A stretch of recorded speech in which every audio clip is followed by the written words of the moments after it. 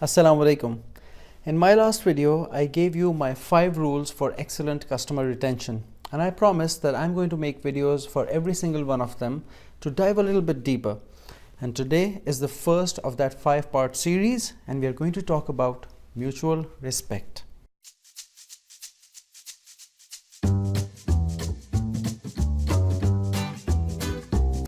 As I thought about today's video, I realized that we need to change the words from insisting on mutual respect to the maintenance of mutual respect, because most client agency relationships start well, but over the course of the relationship, the ground reality is full of human emotion and erratic reaction to pressure and deadlines and upselling, cross-selling targets, and above all, integrity and ethics. So today, we are going to talk about those few things that undercut and undermine respect in a client agency context, so we can all try not to be that person. Number 1, you lose respect when you give proposals and ideas to your client that are not aligned to their priorities. You just come across as a self-serving, lowly capitalist. You can never do that. Number 2, you lose respect when you constantly fail to live up to your promises. Even small things like, I'm going to give you a call, but you don't call. I'm going to work on the weekend on this proposal and get back to you first day, but you don't. When enough of these pile up, they form a wall against you.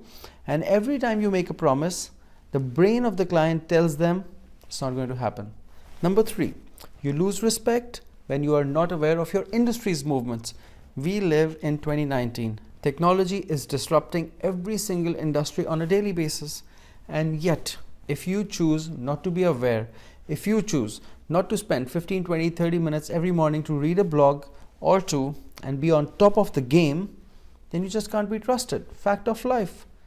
All right, so far, if you really know your industry and if you really know your client, you should be able to marry this knowledge and come up with great ideas. And that is where subjective opinions come in. You give a great proposal or an idea to your client and they reject it simply because they don't like it. They don't give you a good enough reason.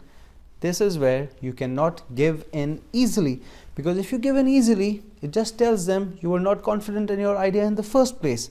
Now, there is a very specific, very interesting way of debating your ideas and getting your point across.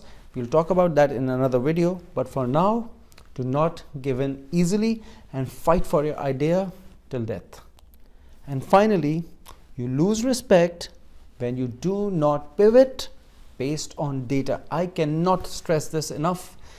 Imagine you have come up with a proposal and you got the buy-in from the client. Now you and your team have worked on that project and put the train on the track, only to find out a couple of weeks or months down the line that it's not going to work.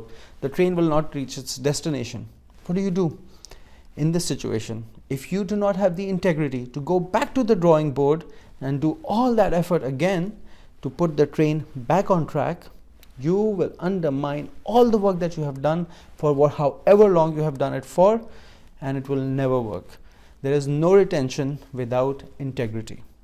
So, in a nutshell, really know your industry, really know your client, give them great ideas for their business objectives, fight for your ideas till death, have the integrity to own up to your mistakes, and keep your promises.